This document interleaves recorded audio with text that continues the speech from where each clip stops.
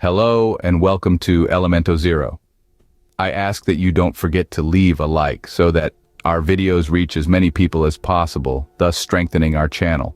And of course, if you can share it with your groups of friends, it helps us even more. And if you are not yet registered, sign up and be part of our community. So, without further ado, let's get to the video. My name is Demetrio. In my youth, I lived in Cumaru, a small town located on the banks of the Rio Negro. My house was in a very rural region, surrounded by fascinating landscapes, which were also quite desolate at the same time. Once, I needed to go to the capital to buy some spare parts for the farm machine. However, it was a very ordinary day, and time ended up passing too quickly, and before I realized it, it was already night. So I decided to postpone my journey and wait for dawn. I was sleeping soundly when I woke up to the rooster crowing. With the morning mist, I imagined that it was already 5 o'clock, as that was the time when the roosters used to crow just before the sun rose. In a hurry, I got ready and headed towards the bus stop, which was about 20 minutes away. Along the way, while walking, I saw a woman in the distance, close to the banks of the river. As I got closer, I could see that she was washing clothes. And when I was very close to her, I greeted her with a smile and asked her why she was washing clothes in that place so early. And to my surprise, she didn't respond. I was intrigued, thinking that maybe she was deaf or just didn't want to talk to a stranger at a time like that, which made more sense. And when she didn't change her stance, I didn't get a response. I continued my way towards the point, but I have to confess I was curious and uneasy about this strange situation, as I had walked this route many times over the years and had never come across anything like this before. However, when I was further along, close to another point on the river, I came across the same woman again. She continued immersed in her task of washing clothes, as if trapped in a scene from a movie. A shiver ran down my spine and I felt very apprehensive about the situation. That was definitely not something that could be explained. Even though he was unsure, he had no other alternative than to pass close to it. But this time, as I walked past it, I felt something wasn't right. I had a feeling of being watched. I then lowered my head, and this time I didn't say anything. I wanted to get through as quickly as I could. But before I could reach a small bridge there, something made me turn around. And, to my amazement, I watched as that woman floated in the air, coming towards me with all her might. Fear at this point took over me, and my only reaction was to run back along the path I had already taken since I could no longer go any further. I've never run so fast in my entire life, and even though I tripped and fell a few times, I didn't look back even once. Halfway through, I remembered that there was a small local community and that there was a church there, and I decided that that was where I would stay, hoping to shelter myself for a while and protect myself from whatever that was. Nothing could be better than being in a church. My thoughts were completely confused. In my mind, I kept asking myself if I had really seen that, or was it something I had imagined inside my head? But whatever it was, I wasn't willing to find out on my own. I decided I would stay there, waiting for the sun to rise. But something caught my attention, since at that point he was supposed to have woken up on the horizon. And to make everything even weirder, when I looked at my watch, it said exactly 3 in the morning. I couldn't believe it was real. I thought I was having a nightmare and that I would wake up at any moment. But unfortunately, I had to stay there alone for the rest of the night, very scared and thinking about several things at the same time. From that day on, I swore to myself that I would avoid that sinister path at any cost. Every time I was close to that stretch again, I felt like that woman's spirit just watching me, lurking, waiting for the right moment to attack me again. Maraca. This happened to me in the city of Maracaju, in the state of Mato Grosso do Sul, many years ago. Some friends and I were working on a large corn plantation at the time, malicious people setting fire to some neighboring farms. Because of this, he asked us to stand guard for a week in a strategic place that gave access to the highway. The idea was to spend the night hidden among the plantation and next to the dirt road that gave access to the farm. Because if someone had bad intentions, that was the only access to the farm. We left the accommodation and headed towards the plantations. We arrived at an area near a ravine where there was a water well used to irrigate part of the plantation. We went in and cut some corn on the cob, while the others went to get wood to make a fire and spend the night there. I remember it was a full moon night, the sky was clear.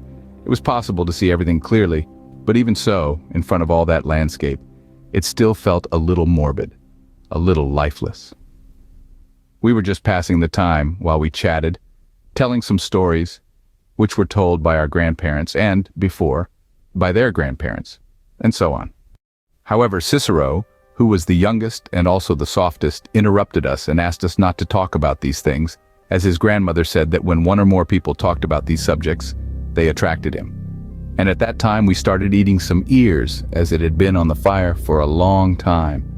After we couldn't eat anymore, we talked about who would take the first shift, so the others could rest. That's when we started to hear a distant noise. At first we couldn't hear clearly what it was, but as it got closer it became brighter than the moon that day. There was no longer any noise in the woods. The wind that had been there until that moment also seemed to have left us, and when he reached a certain distance, he could clearly hear the sound of a horse approaching along the dirt road. We all looked, and we saw him heading our way, but we could only make out the silhouette of someone riding his horse. The distance didn't allow us to see that well, and the dust rising on the road wasn't helping either. But we were sure it was the boss. We thought he had come to check if we were really on guard. We then approached the barbed wire fence next to the dirt road, and from then on everything started to get out of control.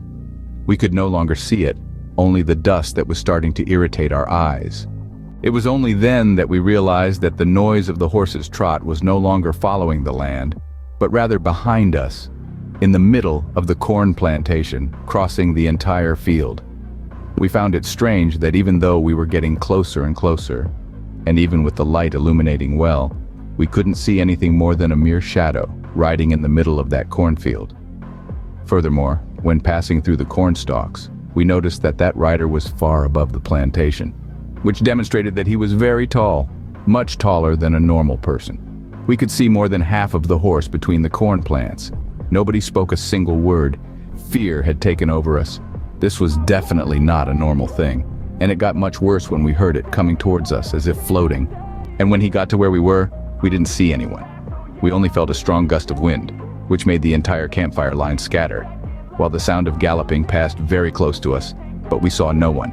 The word fear no longer made any sense at that point, because what we were feeling was much greater than that. I couldn't see my friends because of so much dirt that had risen into the air, and that was the last time we saw him as he passed by us once again, jumping over the ravine and disappearing down the road. We never managed to see more than his shadow, but what we saw was more than enough for us. Then we ran away, terrified, leaving everything behind. We didn't care about anything else. We continued to feel our accommodation. We didn't know what time it was exactly. We oriented ourselves only by the small lights that could be seen in the distance, thinking that thing could reach us. And when we arrived, Cicero was the first to speak, repeating what he had said hours ago. I warned you not to talk about these things, which end up attracting whatever is nearby. After everything we went through that night, we could no longer go against what he believed. But just in case, we didn't tell anyone what he believed. But just in case, we didn't tell anyone or mention the subject of that terrible night again. Only after all these years did I feel prepared to talk about this topic again. But to this day, I don't know for sure who that ghost rider was. About 40 years ago, when the small town I grew up in, Santa Clara, was in its formative years, something inexplicable happened. I was just 7 years old when I moved there with my family. Our neighborhood, called Villa do Barranco, was one of the first to be built in the region, surrounded by a vast area of dense forest, clearly surrounded by many ravines. Nearby, there was an old abandoned plant and a river flowed nearby that supplied the entire city. However, what I want to tell you is about a sinister story that everyone was talking about at the time, which was related to the old farm in the valley, located close to the region. They said that many years ago, a tragedy occurred in those lands. An elderly farming couple, who lived with their daughter and their 9-month-old baby, were cruelly murdered during a robbery on their farm, and their laps were only found weeks later, thrown into an abandoned well on the outskirts of those lands. And after this tragedy that followed, the nights in Santa Clara were shaken by the distressing sound of a mother's lament. Many residents had already heard those laments, which seemed to echo throughout the city in various situations. Unfortunately, it became a constant and very frightening presence. Velo Pedro and his friend Lucas were returning from a party at the local club. To return home, they needed to cross a very difficult trail that cut through the dense forest near the river.